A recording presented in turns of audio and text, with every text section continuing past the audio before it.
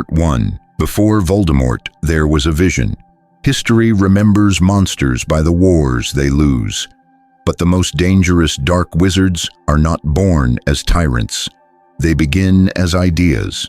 Before the name Voldemort was ever whispered in fear, the wizarding world already stood on the edge of something far greater, far more intelligent, and infinitely more seductive. His name was Gellert Grindelwald, and unlike the Dark Lords who followed him, Grindelwald did not rise from rage or trauma alone. He rose from philosophy. This is the first truth Dumbledore never spoke aloud. Grindelwald was not trying to destroy the wizarding world. He was trying to rebuild it. Born in Godric's Hollow's shadow and educated at Durmstrang, Grindelwald showed brilliance early, but also something else, a refusal to accept limits. Rules to him were not laws. They were temporary agreements made by lesser minds. While other students learned spells, Grindelwald studied systems. Who held power? Why secrecy existed? Who benefited from fear? He asked questions the wizarding world had buried for centuries. Why should wizards hide? Why should magical strength kneel to non-magical fear? Why should the gifted be ruled by the ordinary? These questions did not make him dark. They made him dangerous because they were logical. At Durmstrang, Grindelwald was expelled, not for cruelty but for experimentation. Forbidden magic, ancient runes, early theories of domination magic, not to kill, to control. This distinction matters because Grindelwald never believed himself evil. He believed himself necessary. When he met Albus Dumbledore, something rare occurred. For the first and only time, Grindelwald found an equal, not in raw power alone, but in imagination. Together they spoke of a new world, a better world, a world where magic no longer hid in shadows. And at the center of this dream was a phrase Grindelwald would later carve into history: for the greater good. Dumbledore would later call it a mistake, but at the time, he believed. This is the second truth never fully acknowledged. Grindelwald did not corrupt Dumbledore. They inspired each other.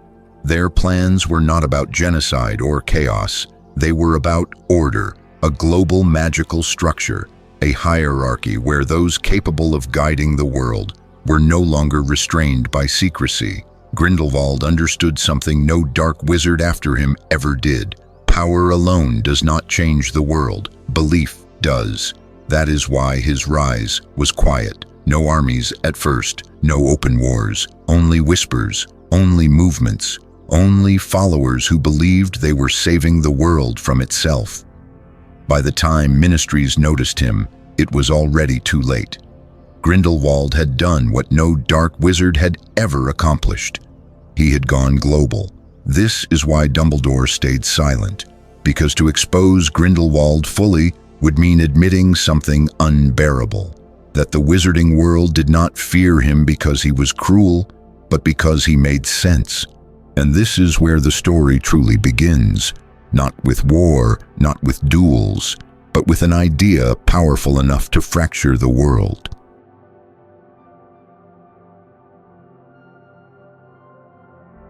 Part 2. The Dark Wizard Who Never Needed an Army. Most Dark Lords conquer through fear. Grindelwald conquered through agreement. This is the detail history softens because it is uncomfortable to admit how many chose him willingly. Grindelwald did not march on ministries. He visited salons, academies, private gatherings of scholars and pure-blood families. He spoke softly, listened carefully, asked questions others were afraid to ask. He never said, "Join me." He said, "What kind of world do you want to live in?" And then he showed them how fragile the current one truly was. His greatest weapon was not the Elder Wand. It was reframing reality.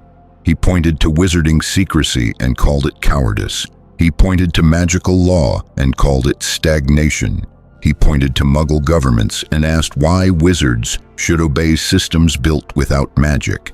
These were not radical ideas. They were logical extensions of old debates the wizarding world had postponed for centuries. This is why Grindelwald spread across borders with ease, because ideology ignores geography. In Eastern Europe, he spoke of cultural suppression. In Western Europe, of bureaucratic rot.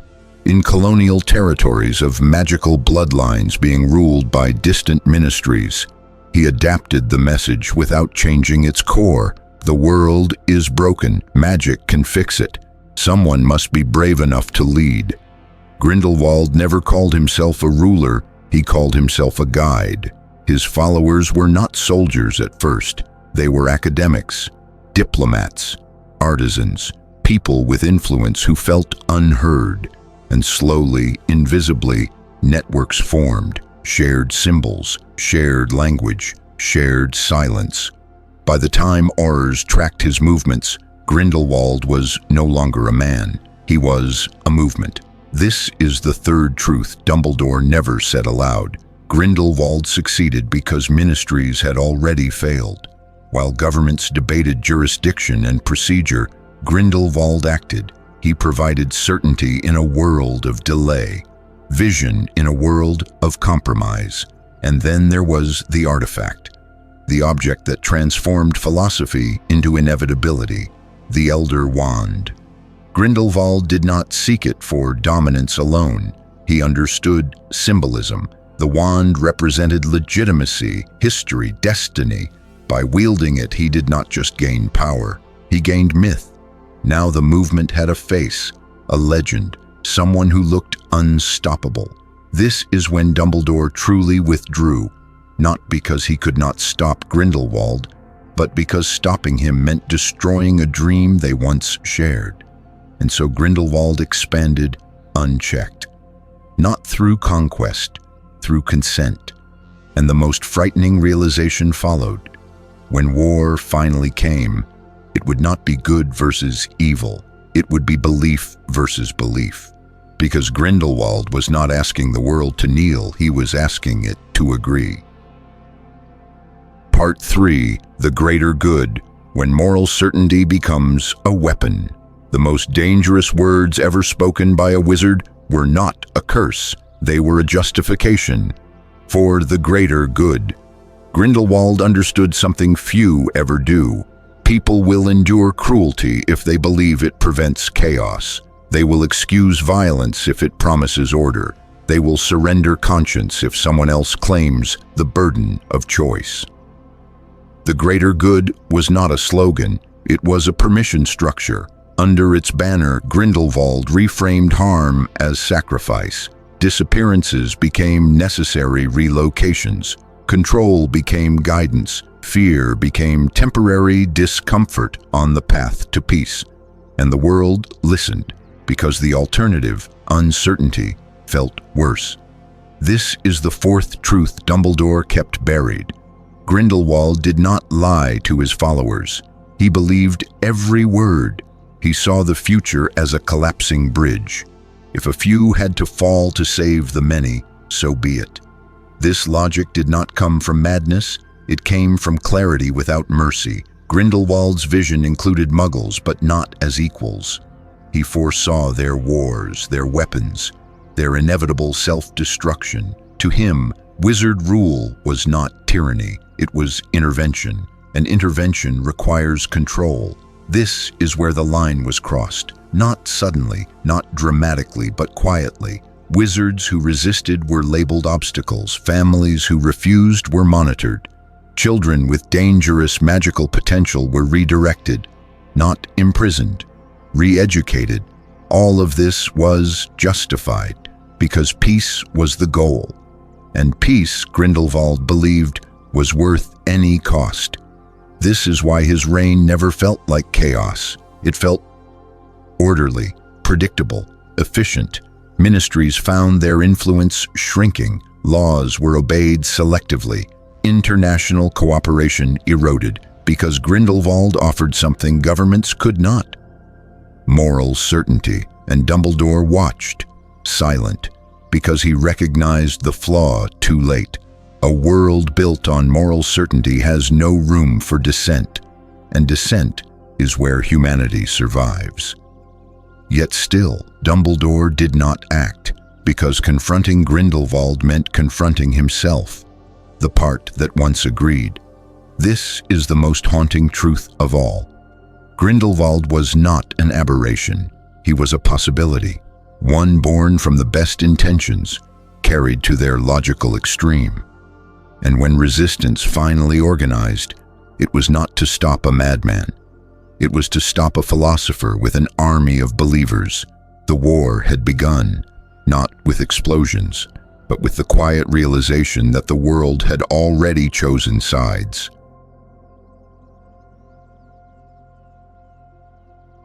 Part 4. Why Dumbledore couldn't stop him and what it cost the world.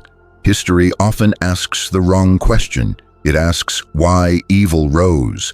But the more dangerous question is this: why did those who could stop it hesitate? By the time Grindelwald's shadow stretched across continents, there was already one wizard who understood him completely, not as an enemy, but as a mirror. Albus Dumbledore did not delay because he was weak.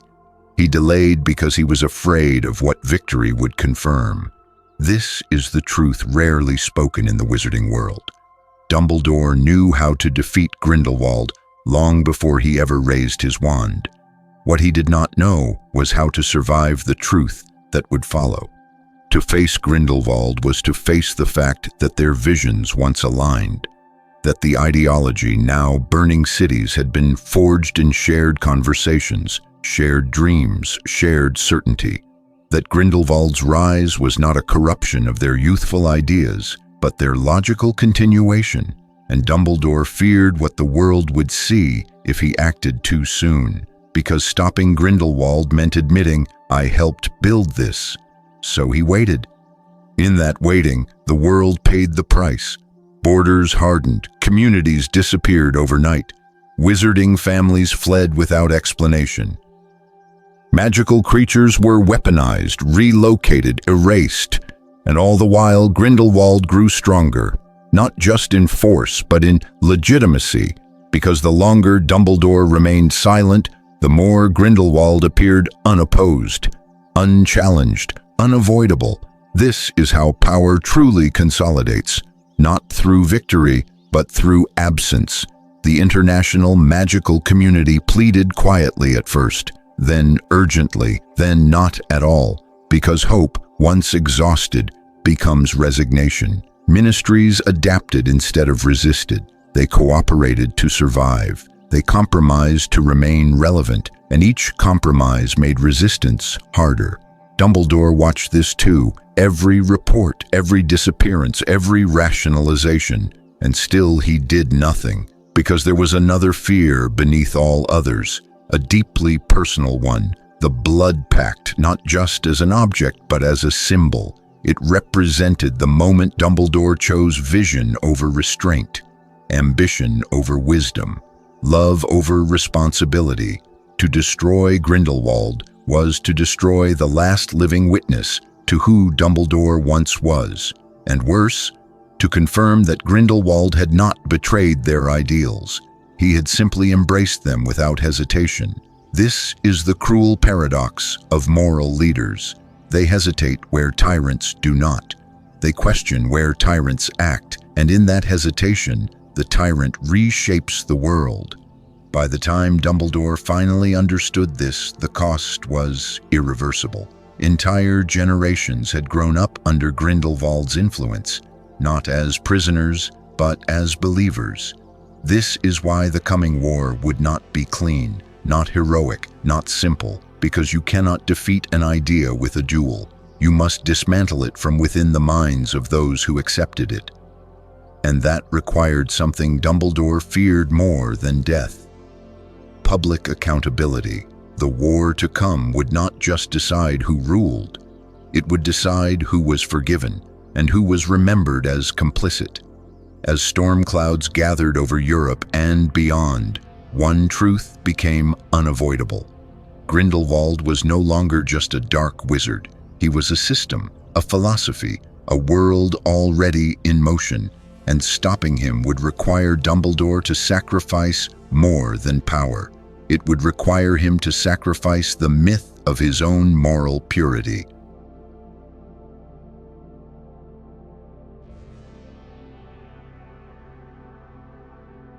Part 5. The War Without a Front Line. How Grindelwald Conquered Without Marching Armies. Most wars announce themselves. They arrive with banners, borders, and battle lines carved into maps. Grindelwald's war did none of that, because his greatest weapon was not force, it was inevitability. There were no mass invasions, no singular declaration, no moment the world could point to and say, "This is when it began." By the time resistance realized there was a war, they were already living inside its outcome. Grindelwald understood something ancient and devastating. If you change how people organize their lives, you never need to conquer them. His strategy was quiet saturation, influence before occupation, alignment before obedience. Wizarding trade routes shifted first, then education standards, then legal interpretations of magical responsibility. None of it felt violent, all of it felt reasonable. Grindelwald didn't dismantle institutions, he hollowed them out, leaving the structures standing while replacing the logic inside. Ministries still met, courts still ruled, schools still taught, but their decisions increasingly aligned with one assumption, that Grindelwald's vision was the future, and resisting the future was irresponsible. This is how domination works when it's intelligent. You don't remove choice. You redefine what feels practical. Those who opposed him weren't hunted immediately. They were isolated, denied resources, labeled destabilizing, not enemies, problems. And problems, Grindelwald believed, could be managed.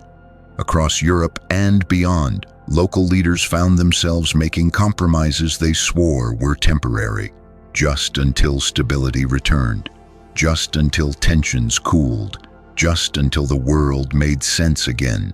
But stability never returned, because the system itself had changed. Grindelwald's followers didn't wear uniforms, they wore positions, advisors, educators, policy architects. They spoke the language of balance and prevention, of long-term planning, of necessary trade-offs. And the terrifying part, they were often right. Grindelwald's territories were safer, more orderly, less prone to magical catastrophe. Crimes dropped, conflicts diminished, efficiency increased. This created a moral trap. Opposing Grindelwald now meant arguing against visible improvements, against peace, against predictability. Dumbledore understood this immediately, which is why he said nothing. Because how do you rally people against a man who appears to be fixing the world? How do you warn them that safety bought with submission will eventually demand obedience? The war had no front line because it had no center. Every community became its own battlefield. Every decision a quiet referendum, parents choosing schools, merchants choosing trade partners, officials choosing language, and slowly, invisibly, the world aligned. This is the fifth truth Dumbledore never spoke aloud. Grindelwald didn't seize power. He was invited into it by fear, by exhaustion, by the desperate human need for certainty in chaotic times. Resistance movements did exist, small, fragmented, brilliant, but they fought shadows because there was no single act to rebel against. Only 1,000 reasonable decisions that led to one irreversible outcome. And in the center of it all stood Dumbledore, watching a war unfold that could not be won with spells, only with awakening. But awakening takes time. And Grindelwald understood that too, so he accelerated history, forced choices, compressed consequences. He didn't need armies, the world was already marching. And as whispers of open conflict finally surfaced, one reality became clear. The war was no longer about stopping Grindelwald. It was about whether the wizarding world could remember how to choose freedom over comfort.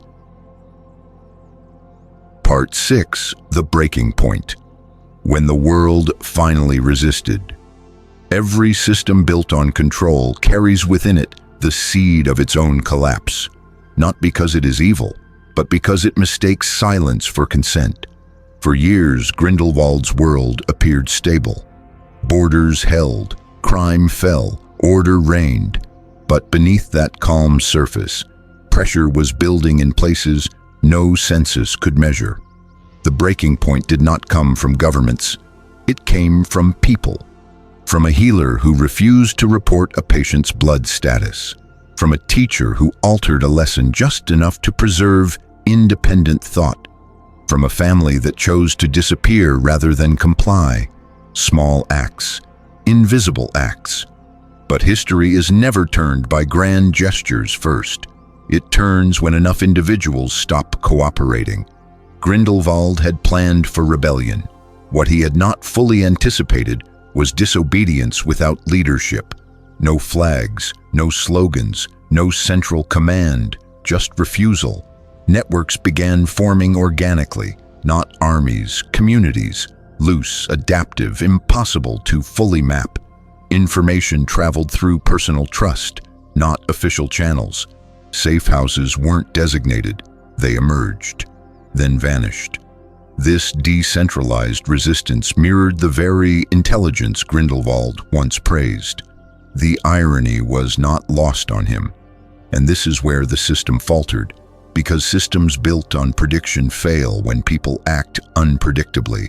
Grindelwald responded with restraint, not cruelty, yet he tightened oversight, expanded monitoring, justified it as protection against instability. But every increase in control confirmed the resistance's core fear. That peace required obedience. This is when Dumbledore finally understood what had to be done, not tactically, but symbolically. The world did not need a general. It needed permission to resist. Dumbledore did not step forward immediately. He waited for the precise moment when resistance would no longer collapse into chaos, when courage had already spread quietly beyond containment, because leaders who arrive too early become targets. Leaders who arrive too late become myths. And Dumbledore needed to be neither. Grindelwald sensed the shift before it became visible. He felt it in delayed reports, in unreliable compliance, in silence where affirmation once existed. For the first time, his certainty wavered, not in his vision, but in the timeline. He had accelerated history too quickly, and now history was pushing back. This is the sixth truth Dumbledore never wrote down. Grindelwald was not defeated by power. He was weakened by choice returning to the world. People began choosing risk over comfort, uncertainty over imposed clarity, freedom over guaranteed safety. These choices were not heroic. They were exhausting, costly, often tragic, but they were human. And in those choices, Grindelwald saw something he could never fully control, a future that refused to be optimized. As open conflict loomed for the first time, not philosophical, not administrative, but real, the world stood on the edge of transformation, not because Grindelwald was losing, but because people were remembering who they were without him. And somewhere, far from the noise, Dumbledore prepared to step out of silence, not as a savior, but as a witness, because the final confrontation would not be about who was stronger, it would be about who understood humanity better. Part 7, the duel that wasn't just a duel, power, regret, and the cost of victory. History remembers the moment as a duel.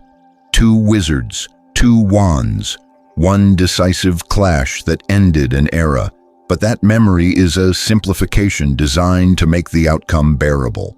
Because what happened between Dumbledore and Grindelwald was not merely a contest of power, it was a reckoning.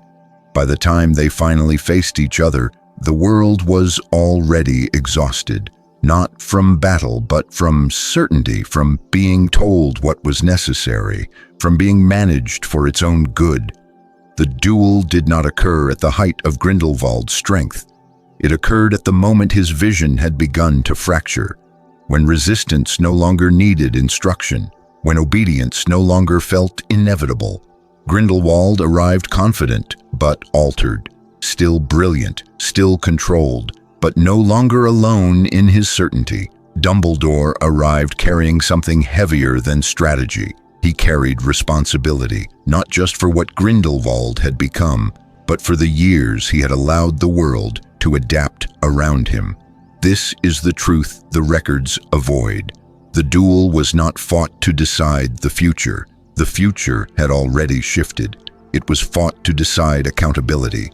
Grindelwald fought as he always had, precise, visionary, unflinching. Every spell was efficient, every movement intentional. He was still trying to win an argument. Dumbledore fought differently, not to prove himself right, but to stop being wrong. He did not seek domination, he sought closure, and that restraint changed everything. The duel bent reality because it wasn't fueled by ambition, it was fueled by grief. Grindelwald realized this too late. He expected resistance, he expected fury. What he did not expect was refusal. Refusal to finish him, refusal to erase him, refusal to pretend the past had not happened. When Grindelwald fell, it was not because he was overpowered. It was because his certainty finally met something it could not absorb: humility. And in that moment, the world misunderstood what it witnessed. They believed evil had been defeated. But what was actually defeated was the idea that brilliance alone grants moral authority. This is the seventh truth Dumbledore never shared publicly. Victory cost him the right to innocence. He did not emerge as a hero. He emerged as a custodian of memory, of restraint, of lessons learned too late. Grindelwald's imprisonment was not an ending, it was a containment of ideas too dangerous to destroy outright. Because ideas do not die in cells, they wait, and Dumbledore knew this, which is why he never celebrated, never claimed triumph, never allowed the world to forget how close it had come to embracing certainty over conscience. The duel ended a reign, but it began a silence that would shape every decision Dumbledore made thereafter. Every student he protected, every power he refused, every secret he kept. Because once you've seen how easily good intentions harden into tyranny, you learn to fear clarity more than chaos. Part 8. The Echo After Silence. How an Idea Outlived a Man. The world exhaled when Grindelwald fell. Ministries issued statements, new treaties were signed, wands were lowered, borders reopened. History books marked the date as an ending, but civilizations are rarely undone by the removal of a single figure. They are undone or preserved by what remains after the figure is gone. And what remained after Grindelwald was not rubble, it was infrastructure. Grindelwald's greatest achievement was not conquest, it was normalization. He had taught the wizarding world how to think in systems, how to justify surveillance as safety, how to reframe control as protection, how to describe domination using the language of responsibility. By the time he was defeated, these habits no longer needed him. This is the eighth truth Dumbledore never announced. Grindelwald lost power, but his logic won acceptance. In the years following the duel, magical governments quietly adopted policies that mirrored Grindelwald's frameworks, without his name attached. Expanded registries, preemptive monitoring, educational reforms that emphasized obedience over curiosity, all justified by a single phrase that Grindelwald had perfected: for the greater good. Dumbledore watched this happen, and for the first time he understood the true danger. Not the Dark Lord, but the reasonable version of the Dark Lord that society builds once the obvious villain is gone. Grindelwald's followers did not vanish, they adapted. Some renounced him publicly while preserving his theories privately. Others entered institutions, shaping policy from within. A few retreated entirely, choosing patience over confrontation. Because Grindelwald had taught them something crucial. You do not need to rule openly to rule effectively. Even Nurmengard, his prison, became symbolic rather than final, a monument to containment, not resolution. The world told itself the threat was locked away, but ideas do not remain confined by stone. They travel through language, through fear, through compromise. Dumbledore understood that destroying Grindelwald would have been easier, cleaner, more satisfying. But he also understood something darker. Martyrs inspire loyalty. Prisoners inspire reflection. Grindelwald, alive but silent, became a mirror, one the world refused to look into for too long. This period reshaped Dumbledore's philosophy completely. He withdrew from public authority, refused ministerial roles, declined positions that would have allowed him to impose better outcomes. Because he had learned the most dangerous lesson of all: power rarely corrupts suddenly. It convinces slowly. Instead, Dumbledore turned to education, to Hogwarts, not to train soldiers, but to cultivate resistance to certainty. This is why Hogwarts under Dumbledore became unpredictable. Rules with exceptions, authority with compassion, knowledge without rigid outcomes. It wasn't weakness, it was counter-programming, because Grindelwald's true legacy wasn't darkness. It was order without humility, and Dumbledore dedicated the rest of his life to teaching the next generation how to live without surrendering their conscience to efficiency. The world believed the story was over, but in reality it had entered its most dangerous phase, the phase where evil no longer announced itself. Part 9. The prisoner who understood the end time behaves differently around defeated men. For the world, Grindelwald became history the moment he was imprisoned.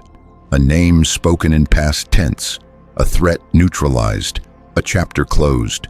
But inside Nurmengard, time did not move forward. It folded inward.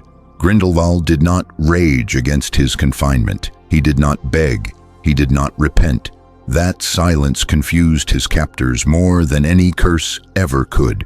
Because Grindelwald had already reached a conclusion, the world was still approaching.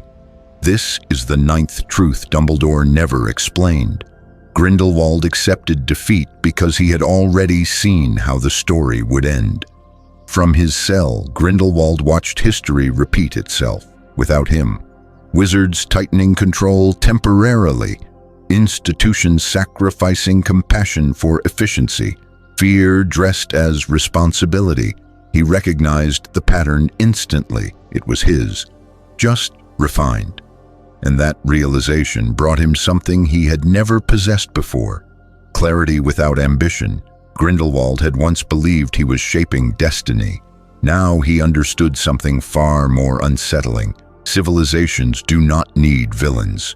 They manufacture them when convenient, and when they don't, they quietly adopt their methods instead. This is why Grindelwald never attempted escape. He no longer needed to. The world was moving in the direction he had predicted, slowly, imperfectly, but inevitably. When Dumbledore finally visited him years later, the meeting was brief. No guards nearby, no audience, just two old men and a truth too heavy to speak aloud. Grindelwald did not ask for forgiveness. He did not ask for release. He asked one question: did they learn?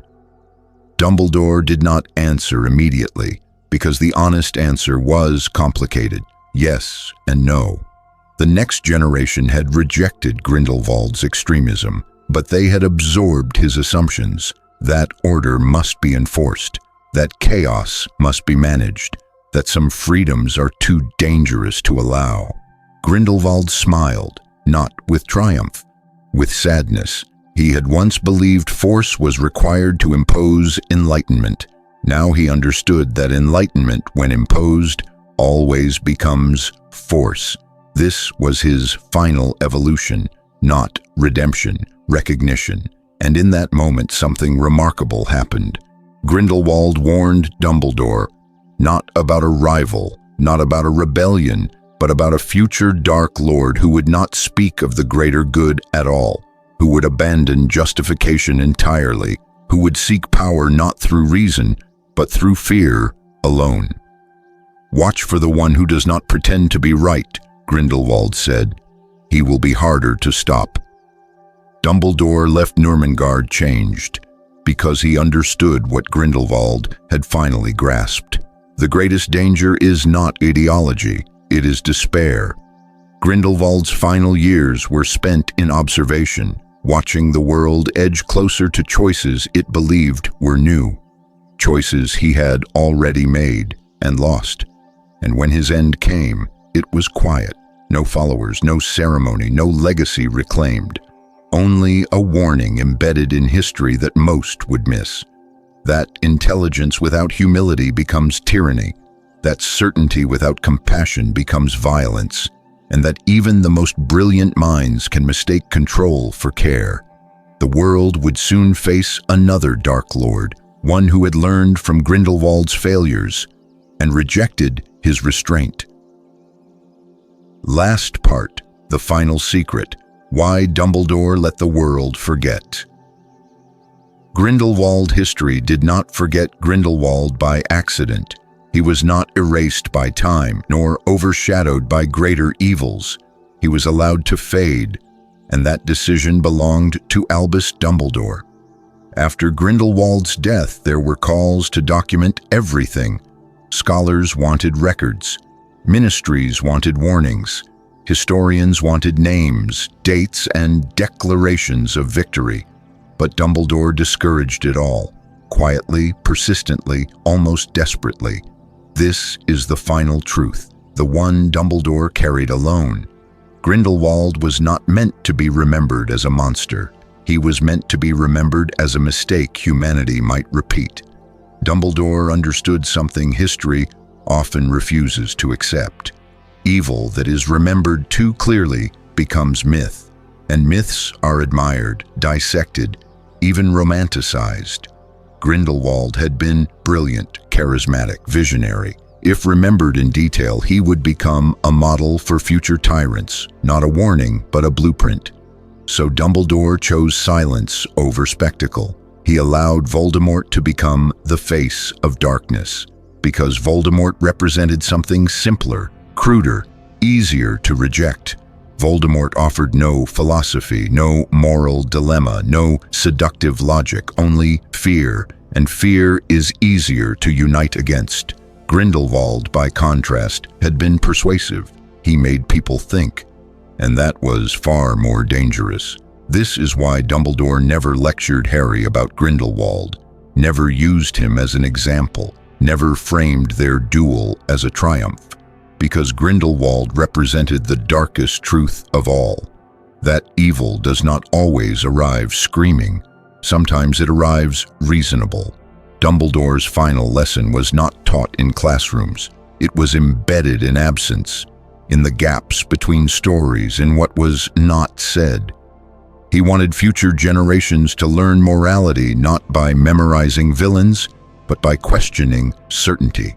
To distrust ideas that promise perfect order, to hesitate when power claims benevolence. Grindelwald had believed humanity needed guidance. Dumbledore learned that humanity needs choice, even when it chooses poorly.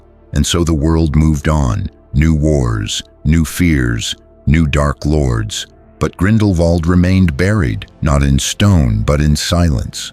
A reminder that the most dangerous threats are not those we defeat, but those we almost agree with. And that is why Dumbledore kept his greatest enemy hidden, not out of shame, but out of responsibility. Because the truest protection is not remembering how evil looked, but remembering how close it once felt to being right.